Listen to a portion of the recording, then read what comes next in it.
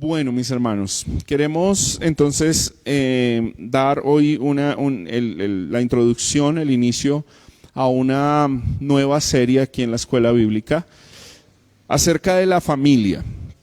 Acerca de la familia. Hemos titulado entonces El Evangelio y la familia. ¿Qué tiene que ver la idea del Evangelio para, digamos, para la vida familiar, ¿cierto? Nosotros a veces desconectamos estas cosas, pero van, según la Biblia, van muy conectadas, muy unidas, ¿cierto? Evangelio y familia. A veces pensamos, cuando hablamos de evangelio, por ejemplo, podríamos hacer un gran énfasis en el evangelio para la predicación. La predicación tiene que contener el evangelio, y eso es verdad. O podríamos pensar que el evangelio es algo así exclusivo como para evangelizar personas que no conocen del evangelio. Pero lo que es real es que el evangelio tiene que permear absolutamente todo de nosotros. Amén. Toda nuestra vida, incluyendo la familia, incluyendo, digamos, nuestro trabajo, lo que hacemos, nuestra academia, absolutamente todo, hasta nuestro tiempo de ocio, digamos, de diversión, ¿cierto que sí? Entonces, vamos a ver esta perspectiva y yo quiero que hagamos un pequeño test, como una pequeña evaluación, donde, bueno, quiero animarlos a lo siguiente. La mayoría veo que están como con sus notas, ¿cierto que sí? Tienen como en dónde apuntar, están juiciosos, estudiantes, todos. Y los que no, hermanos, arrepiéntanse. No, mentiras, usen su imaginación, por favor. Pero quiero animarles a hacer lo siguiente de manera individual, no familiar sino individual. Después la podemos hacer de manera familiar durante la semana. Podemos hacer el ejercicio. ¿Han visto en estadística que es una cosa, yo no sé el nombre técnico, pero como voy a usar un nombre muy coloquial, como las tortas estadísticas? ¿Sí las recuerdan? O sea, parece un pastel o una pizza. Se divide y en cada fracción hay un porcentaje, ¿cierto que sí? ¿Cierto que sí? Bueno, entonces yo les quiero pedir el siguiente favor. Quiero animarles a que hagan una torta ahí en su cuaderno, hagan un dibujo, una bola, mejor dicho. Y lo que vamos a hacer ahí es, si quieren hagan una división como si fuera una pizza. Háganla, digamos, el 4 y luego tracen otra así, que queden más o menos 8. ¿Listo? Yo voy a sugerir unos nombres, pero ustedes pueden poner otros ítems. Si tienen a bien, es más, los pueden compartir conmigo para que todos tengamos esa idea. ¿Listo? Ahí vamos a poner, en cada torta de esas, en cada porción de pizza, vamos a poner los siguientes nombres. Vamos a poner trabajo, en una, trabajo. Pueden salir 8, inicialmente podemos hacer la cruz y luego cruzar otra X para que queden 8. Podemos poner trabajo en una, en otro pongamos familia, en otro pongamos estudios, en otro pongamos iglesia, en otro pongamos algo así como ocio o tiempo libre. Tiempo libre. En otro pongamos redes sociales como un ítem aparte.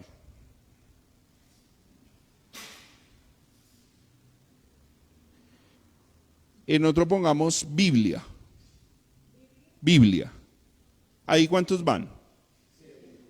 7. ¿Alguien que se le venga la idea alguno más para completar los 8? ¿Cómo? Me gustaría que oración quede como con Biblia, como podría ser devoción o devocional. ¿Listo? Si quieren amarrar Biblia y oración, como uno solo. Otro. Deporte. Pongamos deporte como para el que le puede dividir uno en entretenimiento. Por ejemplo, el que yo les dije como tiempo libre puede ser como películas, cine o algo así. Y el otro deporte, que le gusta practicar, no sé, ciclismo, natación. ¿Listo? Ahora, ya tenemos ocho ítems. Lo que vamos a hacer con esos 8 ítems es que ustedes van a tomar unos minutos muy concienzudamente para que atrévanse a poner un porcentaje del tiempo que ustedes están invirtiendo en eso, en su vida. Eso sí me hago entender. ¿Es claro para todos?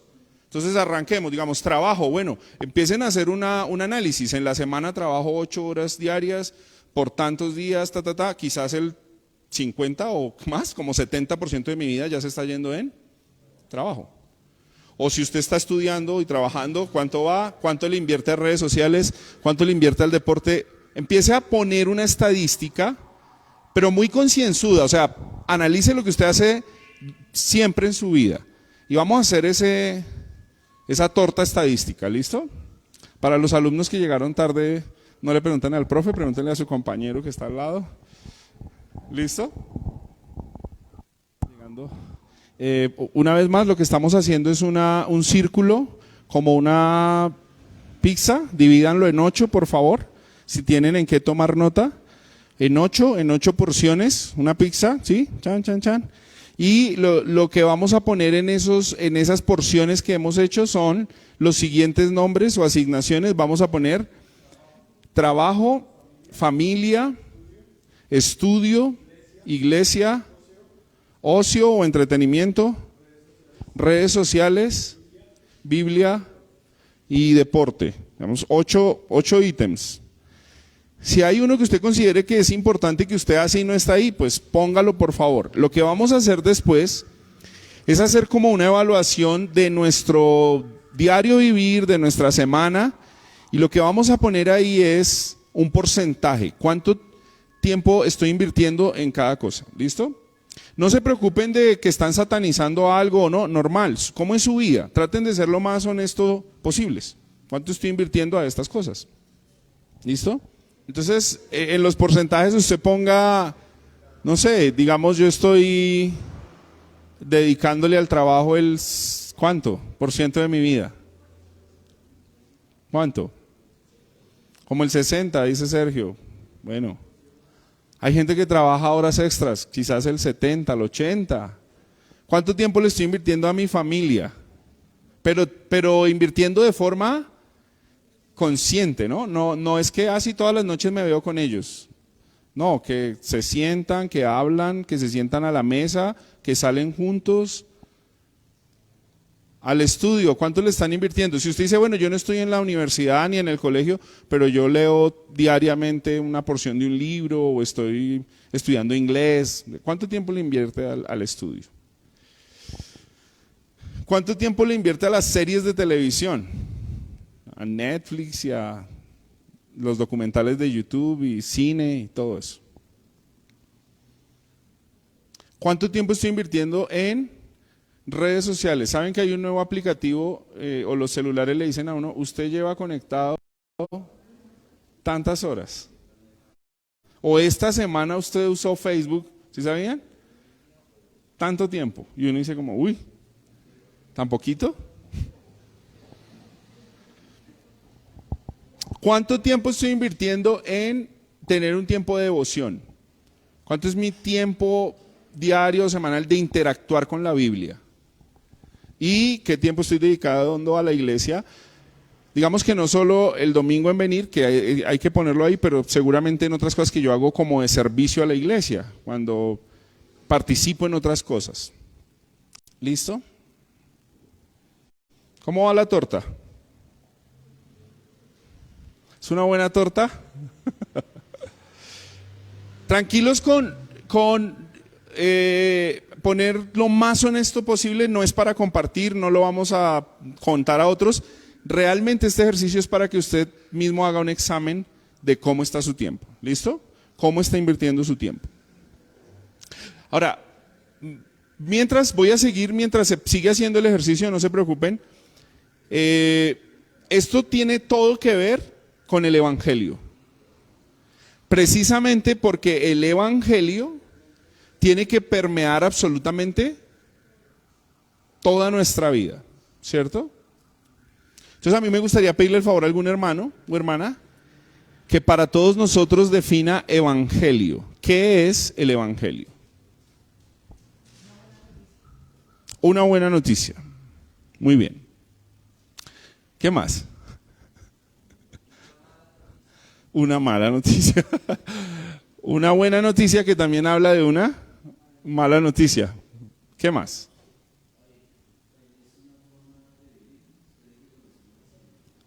Es una forma de vivir también. El evangelio implica una forma de vida. ¿Qué más? Muy bien.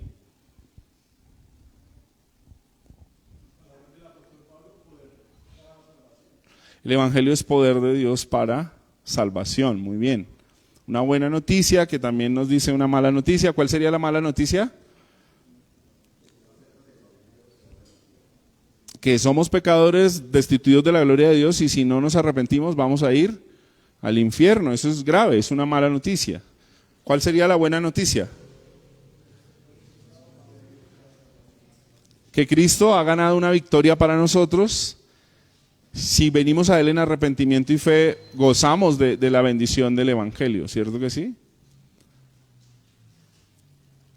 Hablar en términos concretos del evangelio nos pone un poco en aprietos porque hablar del evangelio es un panorama muy amplio que incluye absolutamente todo, ¿cierto? Pero digamos que en términos generales es eso. De hecho, en su etimología la palabra evangelio tiene que ver con eso, o significa eso, una buena noticia para nosotros. Y está, digamos que, influenciando todo de nuestra vida. Algo que creo que hemos desconectado y ha hecho mucho daño al cristianismo o a nosotros como creyentes es desconectar esa idea del evangelio de todo lo demás. Entonces como que evangelio es el domingo por las mañanas, esto sería evangelio, pero ya cuando salgo por la tarde del domingo y hago mis cosas, se me olvidó que yo vivo una vida en torno al evangelio. A veces también centramos el evangelio al término evangelizar.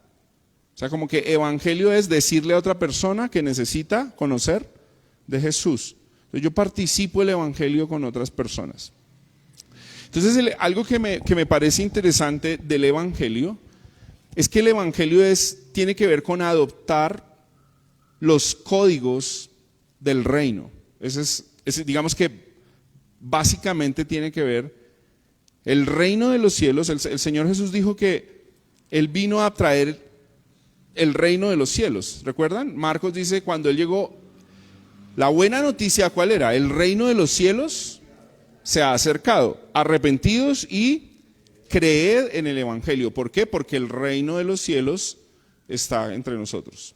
Ahora miren esto tan interesante que para nosotros es un poco más complejo porque no vivimos en una monarquía. Pero la Biblia fue desarrollada en toda una idea monárquica. ¿Qué quiere decir esto? Donde hay un trono y en el trono ¿qué hay? Un rey. ¿Y ese rey qué hace? Gobierna. Y ese rey establece unos códigos de vivencia para sus súbditos. El rey es el que determina de manera autónoma qué va a pasar con su reino. Él determina si él quisiera que todas las personas en el reino tienen que estar acostados en su cama a las 6 de la tarde, hace un edicto real y ¿qué pasa? Todos tienen que cumplir. Y el rey determina cuando considera que debe ir a conquistar otro reino y van al avance imperial a conquistar y el rey determina eso. Esa es la idea de una monarquía, de un rey. Ahora, el propósito de un rey es establecer códigos que beneficien a sus súbditos. En la historia de la humanidad tenemos reyes que hicieron bien y lograron bienestar y tenemos reyes que fueron pésimos. De hecho, en la historia de Israel tenemos esas dos ilustraciones y este rey hizo lo bueno delante del Señor y gozaron de buen tiempo, pero este rey hizo lo malo delante de los ojos del Señor. ¿Y qué trajo a sus súbditos? Trajo ruina, trajo caos. Entonces, toda la historia de la humanidad en su era primigenia, digámoslo empezando, se desarrolló en esa idea monárquica. Y miren esto que es muy interesante, aún Dios concedió o permitió el pecado del hombre para desarrollar esto. O sea, desde el mismo inicio de la humanidad, el hombre se ha querido plasmar como alguien que gobierna a otros. Ese ejemplo lo tenemos en Génesis capítulo 6 y me gustaría que vayamos allá un momento y lo veamos. Génesis capítulo 6. ¿Estamos ahí todos? ¿Ven? Génesis capítulo 6. Voy a pedirle el favor. Camilo, ¿me ayudas por favor? Del versículo 1 hasta el versículo 8. Fuerte para todos.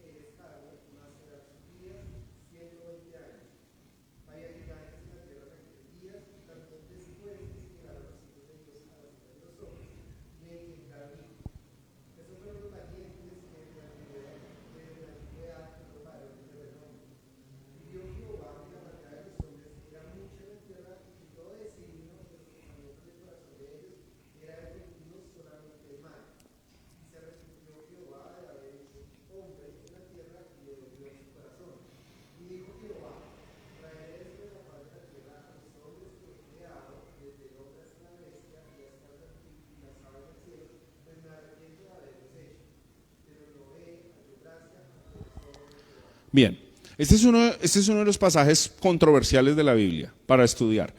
Tiene una información, digamos, un poco interesante, a veces parece un poco compleja, pero mi idea hoy no es entrar en la controversia, sino resaltar lo siguiente. Número uno, que Dios está viendo, miren esto tan interesante, las expresiones del autor, creemos que es Moisés quien escribe Génesis, dice que Dios es algo así como que está en su trono y se toma un tiempo para mirar hacia sus súbditos y ¿qué vio? Que cómo se estaban portando, mal, y que había mucha maldad. Y ahí hay una unión, ahí nos presenta una unión entre las hijas de Dios, los hijos de los hombres, digamos, no la vamos a discutir en este momento, no es el punto de discusión. La cuestión es que de esa unión nacen unos gigantes. Nosotros podríamos decir que son gigantes literalmente, y lo creo, puede ser, pero me parece interesante la expresión del verso 4 terminando. Dice, estos son los héroes o valientes de la antigüedad que tuvieron ¿qué? Renombre. O sea, ¿cuál es la idea de estas personas? Estas personas están queriendo tener un nombre. O sea, ellos están queriendo tener dominio sobre otras personas. Miren cómo se enraiza aquí o cómo nace. Este es como el génesis de la idea de las monarquías. O sea, hombres que quieren tomar gobierno sobre otros. Ahora, miren que Dios ve esto como malo porque ellos no tienen el temor de Dios. Porque la maldad es mucha y la maldad es mucha a causa de ¿qué? Del pecado, ¿cierto que sí? Entonces Dios trae juicio. Ustedes saben que Génesis capítulo 6 es el juicio de Dios con el diluvio. ¿Por qué vino el juicio de Dios? Por la maldad de los hombres.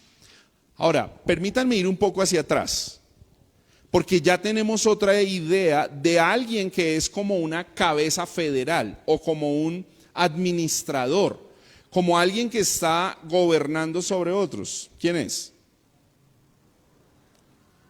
¿Quién es antes de este pasaje? ¿Quién creen que es? Adán. ¿Cómo? Dios creó a Adán ¿para qué? Para que gobierne, para señorear, para tener ¿qué? Dominio. Lo creó y le hizo ayuda idónea para que juntos gobiernen, digamos, tengan dominio. Ahora, ¿qué pasó con Adán? Pecó, fracasó. Avancemos un momento hacia el capítulo 11 de Génesis.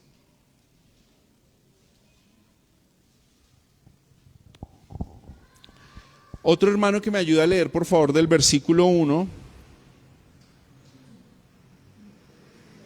hasta el versículo 9. 11, 1 al 9. Génesis 11, 1 al 9. Tenía entonces toda la tierra una sola lengua y unas mismas palabras. Y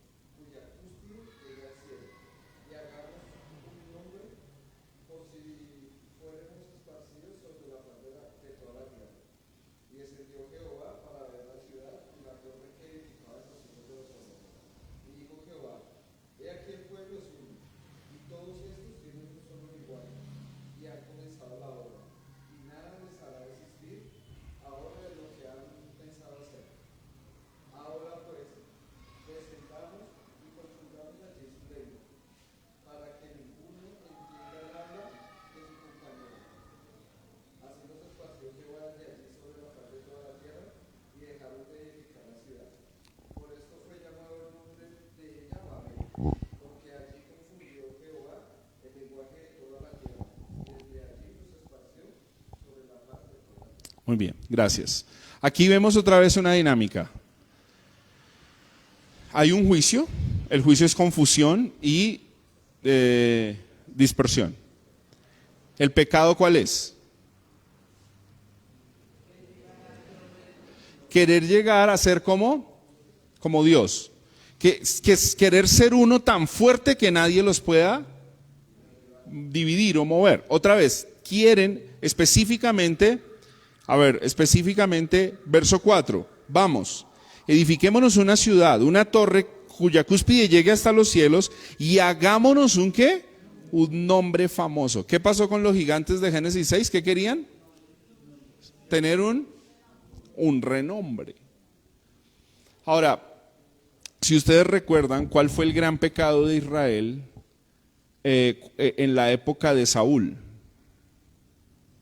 porque tiene que ver con esto. Queremos un gobernante como las demás naciones. Y escogieron el perfil de Saúl porque ¿cómo era Saúl? Valiente, guerrero, sobresaliente, porque les podía dar un renombre. Ahora, miren que cuando Adán peca, el Señor entra en escena en el huerto y pregunta, habla con ellos, ¿qué han hecho? En Génesis 6, ¿qué hace? Entra en la escena, es como si corriera la cortina y mira qué están haciendo los hombres. Es una forma metafórica de expresar, porque no es que Dios esté desentendido de su creación, ¿de acuerdo? Dios sabe, es la misma idea de Génesis. ¿Ustedes creen que Dios no sabía qué había hecho Adán? Claro, pero ¿por qué le preguntó? ¿Por qué Génesis 6 nos da la idea que como que pareciera que Dios está en la oficina ocupado y luego mira y dice, uy, estos se me desordenaron? ¿Le ha pasado a usted cuando usted está en casa y sus niños gritan así como los que están gritando por allá, que son los nuestros, y usted están muy callados y usted dice, algo están haciendo los chinos, vaya mire, porque no es normal. Pero así no es Dios. O sea, Dios no es como que, oiga, ¿qué pasó con estos? Voy a mirar a ver qué están. ¡Ay! No, a Dios no lo toma nada por sorpresa. Y en Génesis 11, una vez más, miren que la expresión es 5. ¿Qué hizo el Señor? Descendió para ver la ciudad. Es como que, recuerden que en el Antiguo Testamento la presencia de Dios manifestada entre los seres humanos es una forma de mostrar su santidad. Y al mostrar su santidad inmediatamente, como con un acto impactante, pues refleja nuestra escoria y nuestro pecado. Esa es como la idea teológica de esto. Entonces Dios desciende y inmediatamente al descender Dios, que es como su presencia manifestada, el pecado se hace ¿qué? Evidente. Ahora, ¿qué tiene que ver todo esto con el Evangelio? ¿Y qué tiene que ver todo esto con la familia? Porque el punto aquí es que Génesis 3:15 da la promesa de un verdadero redentor. ¿Cierto? ¿Lo recuerdan? Habrá alguien que herirá en la cabeza a aquel que ha pretendido siempre el trono de Dios. Esa es la idea. La serpiente antigua. ¿Cuál ha sido el gran anhelo de Satanás siempre? Ser igual a Dios. A ver, dicho en términos de monarquía, porque es que en una monarquía no puede haber dos reyes. No se pueden sentar dos personas. Ahora, el tema es que Satanás sabe cuál es su lugar.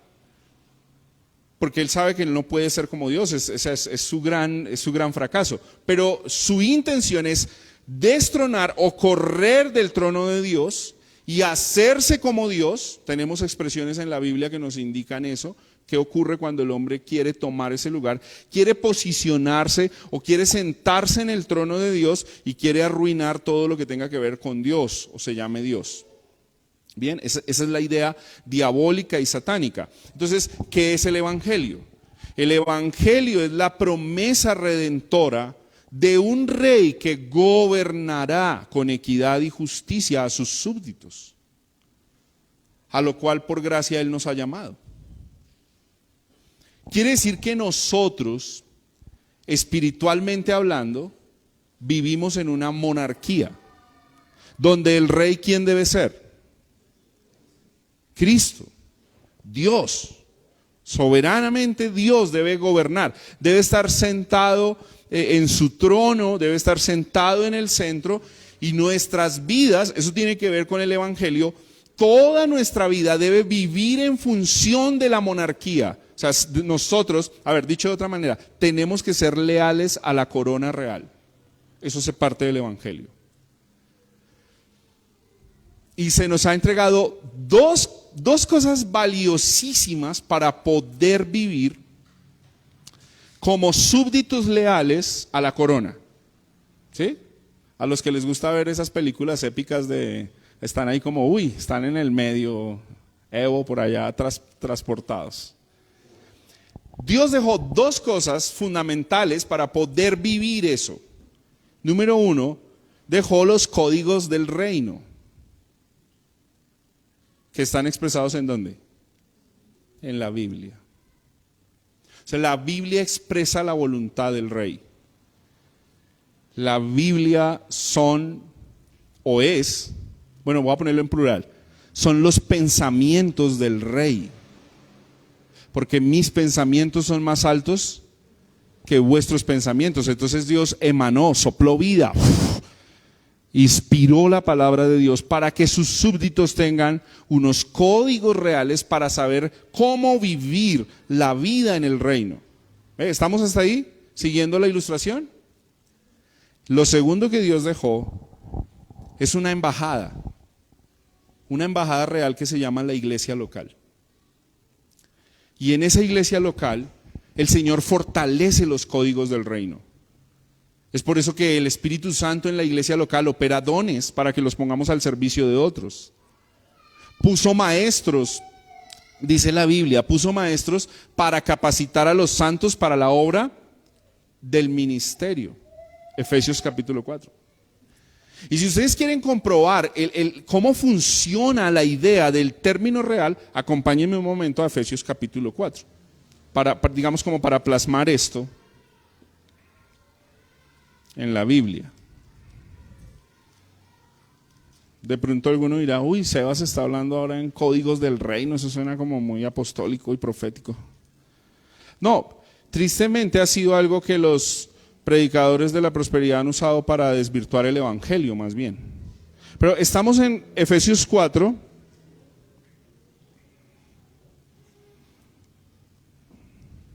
Verso 4, mire lo que dice: hay un solo cuerpo, hay un solo espíritu, así como también ustedes fueron llamados en una misma esperanza de su vocación. Verso 5, un solo Señor, una sola fe, un solo bautismo, un solo Dios y Padre de todos, que está sobre todos y por todos y en todos.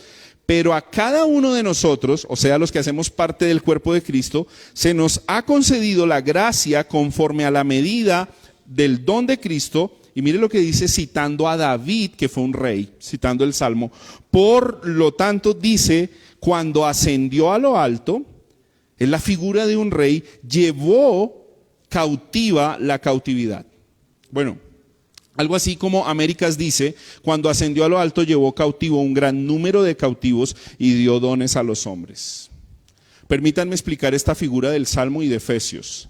Es como que Dios está tomando la figura de un rey que va y conquista un reino y toma unos súbditos y se los lleva. Eso quiere decir, llevó cautiva la cautividad. O sea, llevó cautivos a los cautivos.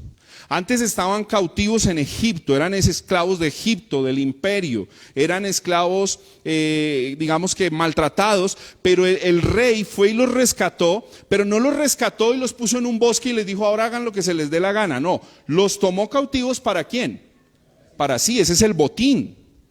Pero mire lo que dice terminando el versículo, y les dio dones, o sea, les dio regalos. ¿Qué hizo? Esto es evangelio. ¿Qué hizo el rey? Por gracia, le dio regalos a los suyos, a los cautivos, a sus súbditos. Ahora, ¿cuál es el problema hoy con que nosotros luchamos con esta idea de evangelio? A nosotros nos gusta que se nos presente un evangelio que nos promete una libertad, ¿cierto? libertad financiera, libertad, ¿qué más? Sí, de viajar y un evangelio light, un evangelio liviano, pero no gusta la idea que te digan que el evangelio te está llamando a ser un cautivo. No gusta la idea que el evangelio te está llamando a ser un súbdito. Ahora, recuerden, mis hermanos, cómo se presentaba el apóstol Pablo.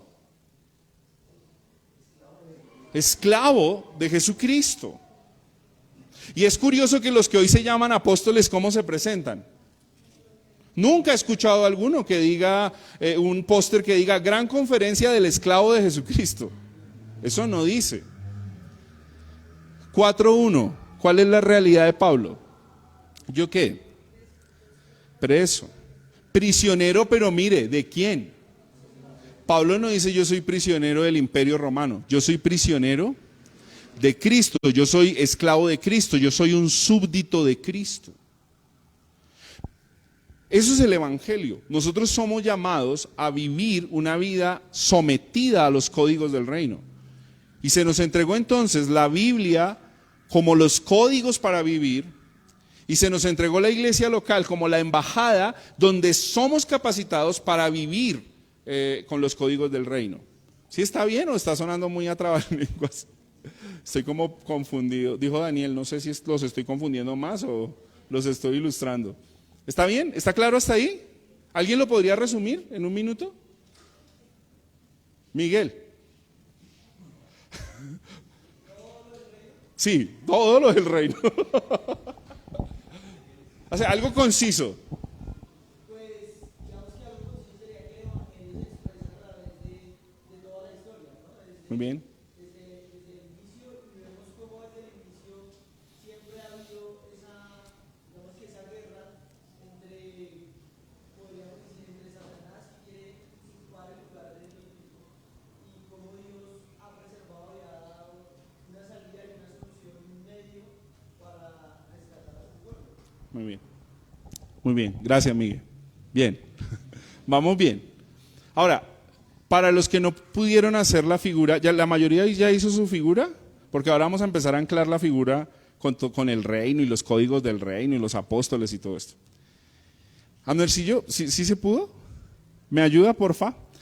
La idea, yo no lo hice en una torta, yo lo puse en una gráfica, pero que creo que nos va a ayudar a evaluar un poco. Bueno, yo sé que se ve un poco pequeño ahí, pero ¿cuál es la idea? En esta primera imagen hay, en el centro que está, la familia, ¿cierto? Digamos que ahí hay una idea de trabajo, hay una idea de redes sociales, y lo puse aparte porque creo que las redes sociales están hoy consumiendo mucho de nuestro tiempo. Puse entretenimiento, cosas como series y todo ese rollo. Puse un avión que es los viajes, bicicleta para los deportes, la iglesia y la Biblia, y abajo academia. Sí, es como la idea, ¿cierto que sí? Las cosas, los ítems que habíamos logrado. Ustedes ya hicieron su torta, ¿sí?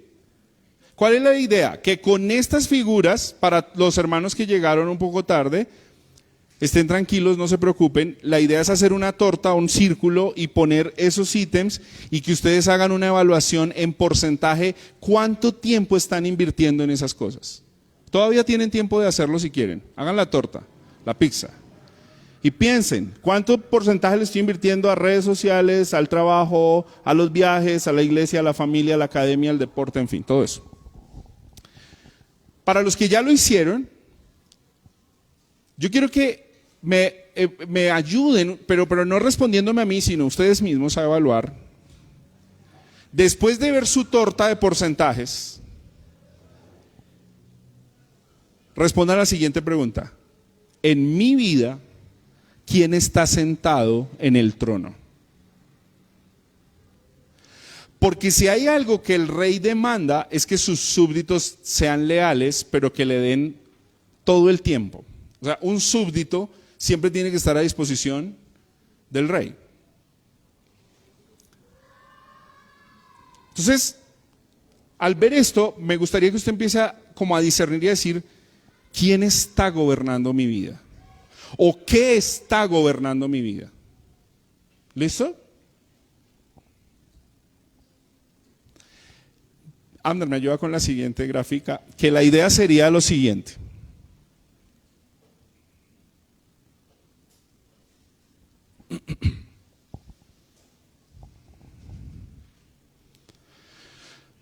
Lo que hice fue desplazar la familia como a otro ítem y puse una silla real y una corona.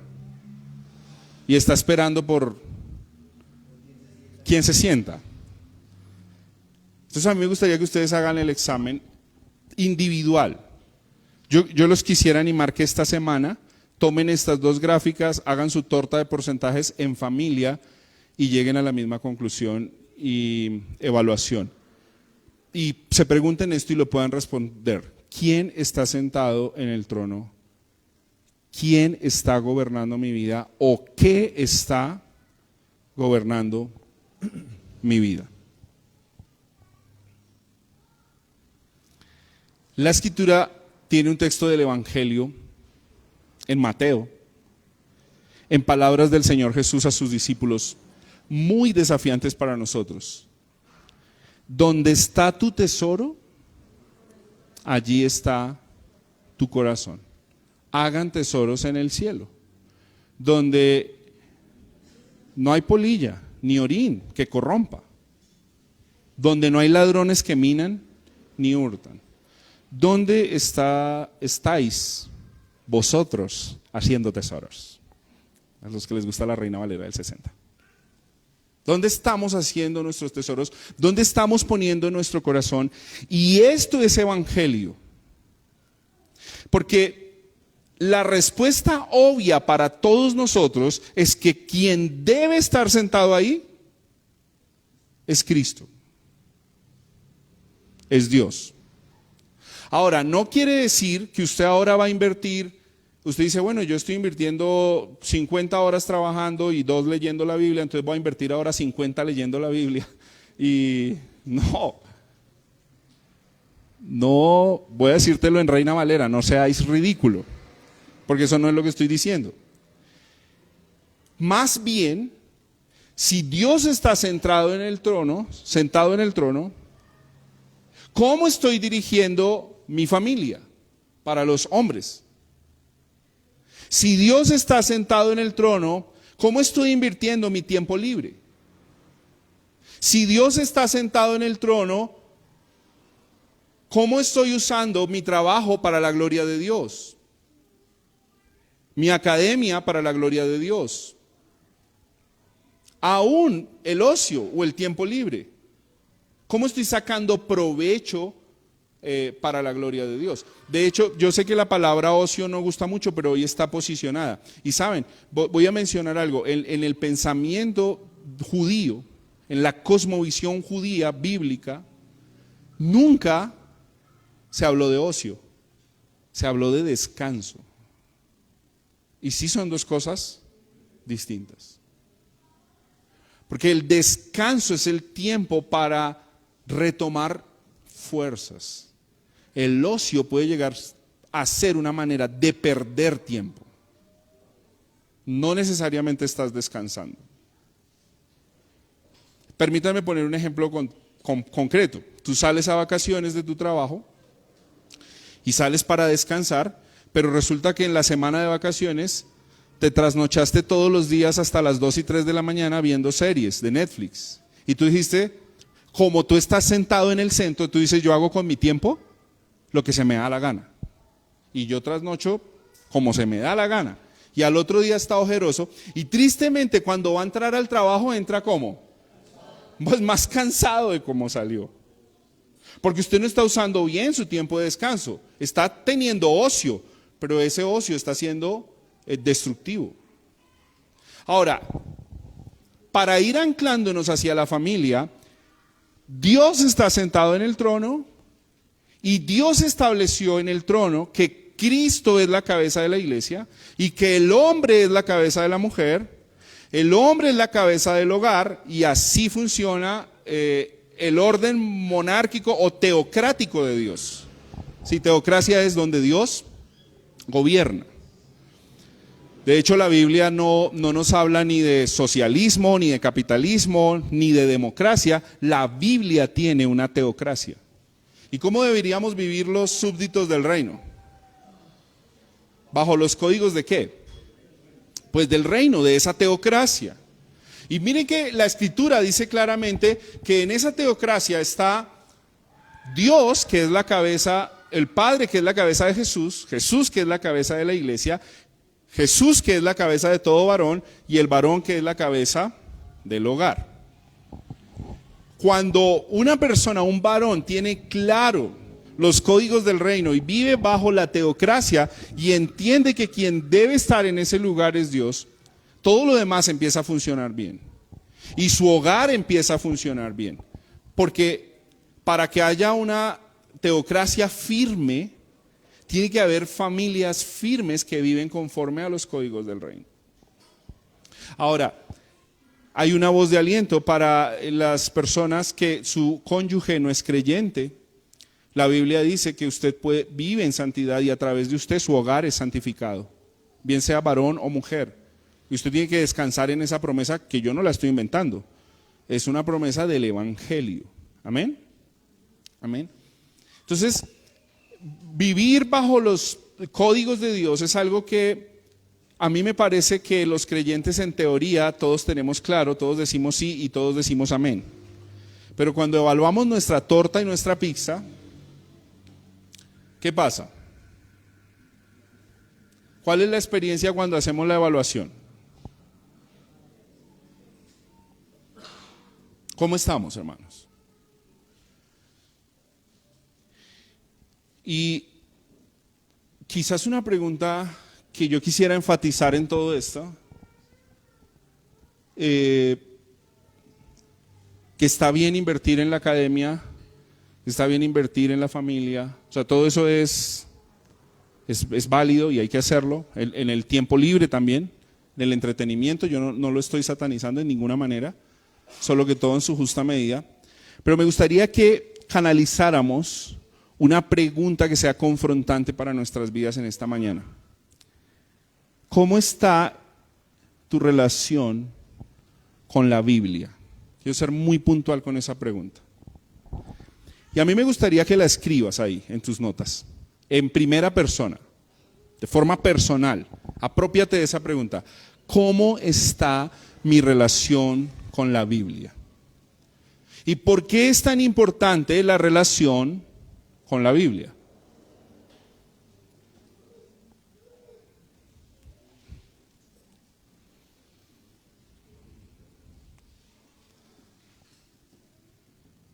A ver. Porque están las leyes del reino. Se expresa la voluntad del rey. O sea, si quiero conocer al rey, ¿qué tengo que hacer? Tengo que pasar tiempo con su palabra, donde están expresados sus pensamientos. Y les ha pasado, a ver, me gusta hacerle esta ilustración. Hay unos aparaticos, todos los aparatos electrónicos solían tener, yo no sé si ahora funciona igual, pero solían tener un aparatico así de chiquitito. ¿Recuerdan qué era? Un fusible. ¿Cuál es la función del fusible? Proteger. Pero si el fusible se daña, el aparato no funciona. Es interesante. Y un fusible vale, bueno, antes era 100 pesos. Pero resulta que los que no conocíamos de eso, uno llamaba al técnico y el técnico le cobraba por la visita 40,000. Y luego le decía, uy, no, este aparato necesita mantenimiento, era 100,000. Y luego si ahí toca comprar repuestos que eran 100 pesos. Pero uno terminaba pagando 200,000 pesos por el cambio de un fusible. El cambio del fusible determinaba el funcionamiento del artefacto electrónico. ¿Saben? La manera en que lo quiero ilustrar es que nuestra relación con la Biblia es como ese fusible. Cuando nuestra relación con la Biblia es nula o mínima, el fusible ¿qué hace? Se daña. Y inmediatamente bloquea todas las demás funciones.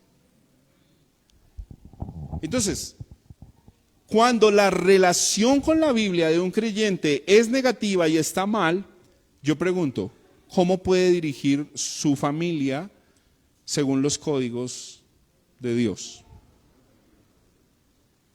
¿Cómo puede vivir una vida laboral que honre y glorifique a Dios?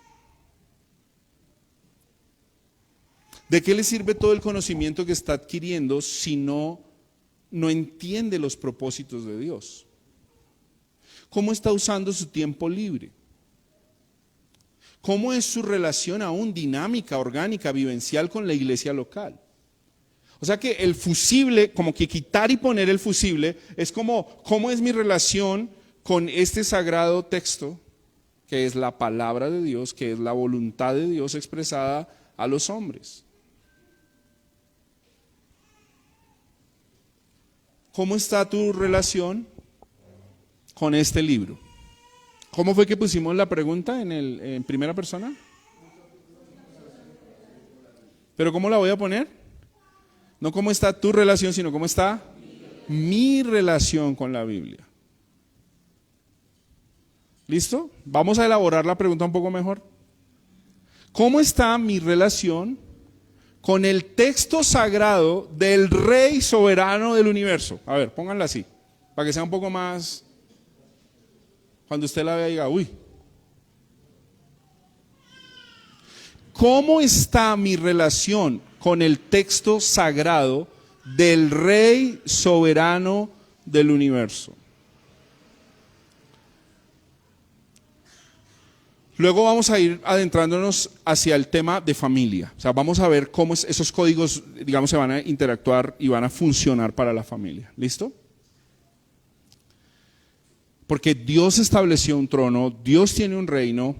Y miren, para que veamos la importancia de las familias, y ustedes, porque yo sé que hoy es introductorio, ustedes digan, bueno, ¿cómo es que está conectando esto Sebastián? Génesis capítulo 12 dice que la promesa del Redentor es bendecir todas las familias de la tierra. Eso hace parte del propósito redentor, del propósito salvífico de Dios. Usar familias para la extensión del reino. Usar familias para establecer los códigos del reino. Y cuando hablamos de familia hay algo lindísimo porque ahí nos incluye absolutamente a todos. Ahí estamos los casados, están los solteros, está el abuelo, están los nietos, estamos absolutamente todos. Nadie queda por fuera del término, el código, el concepto y definición de familia. ¿Ven? ¿Cómo quedó la pregunta, Sergio?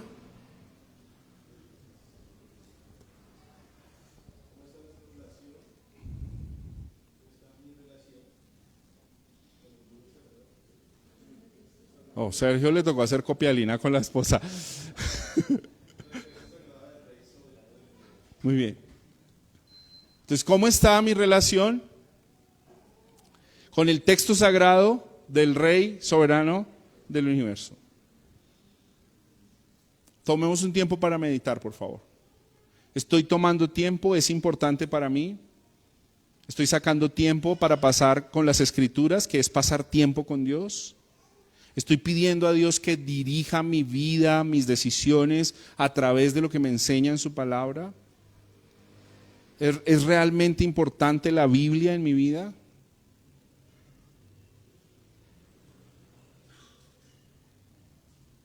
Si ustedes quieren hacer unos en su torta sagrada, perdón, en su torta de tiempo que hicieron, ustedes quieren hacer unas relaciones, por ejemplo, estadísticas. A ver, ya no en relación tiempo, hablemos en relación afectos. ¿Qué produce en mí tan solo pasar una hora en esta parte de la torta que sería la, para ustedes, izquierda inferior? ¿Sí? ¿Cuál es? No, inferior. Las series. ¿Qué me produce? ¿Me apasiona? ¿Me produce emoción? Si como que me desespero si no pude ver el capítulo que tenía que ver hoy. Hagan una evaluación. Y ahora pongan al otro lado, ¿qué me produce ese tiempo de abrir el texto sagrado? De abrir la Biblia. Ni siquiera les voy a poner en relación de tiempo porque yo ya sé qué pasa ahí. Porque es que nosotros podemos ver una serie,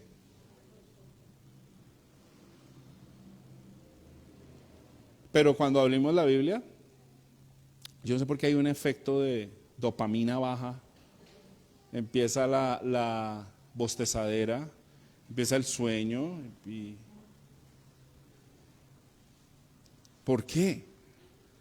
Bueno, debe ser por la lucha con nuestro pecado. Pero solamente yo les animo a que hagamos esas evaluaciones para que el Espíritu Santo trabaje con convicción en nuestra vida, podamos ir en arrepentimiento y podamos tomar directrices de cambio en nuestra vida, en esa torta, ¿sí? En esa torta. Donde también quizás seguramente vamos a ir empezando ajustando unas cosas, porque de pronto algunos están invirtiendo exceso de tiempo en cosas y están descuidando, por ejemplo, su relación con la familia. Voy a decirlo de la siguiente manera. Escuché a un hombre que en una entrevista dijo: yo soy un hombre responsable. Dijo: ¿por qué? Porque yo me la paso trabajando para que mis hijos tengan comida, tengan techo y tengan lo que ellos quieran y lo que ellos pidan. Pero resulta que él nunca pasa tiempo con ellos. ¿Cómo puede terminar ese hogar? Es más, voy a decirles otro grave problema que va a pasar y que lo vamos a identificar, y que yo sé que el Señor nos va a bendecir a todos los que estamos aquí. Hay muchos padres neonatos, muchos padres primerizos, primíparos. Esta sociedad nos enseñó que en esa sillita y esa corona hay que poner a los hijos.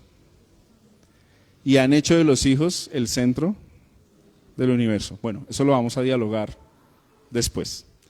Y después esos niños cogen ese cetro y hacen llorar a los papás. ¿Ven? Porque no están, y gente cristiana, ¿no? No vamos a hablar de los filisteos, amorreos, cereceos, que ya están condenados. Todos los feos, dijo una vez un predicador. Vamos a hablar del corral, de la cerca del corral para adentro. Amén. Bueno, vamos a concluir. Me gustaría que cerremos. Hermanos que estaban ahí tomando las notas, bendiciones. Nos vemos, bueno, quizás más tarde o en la próxima semana. Bendiciones.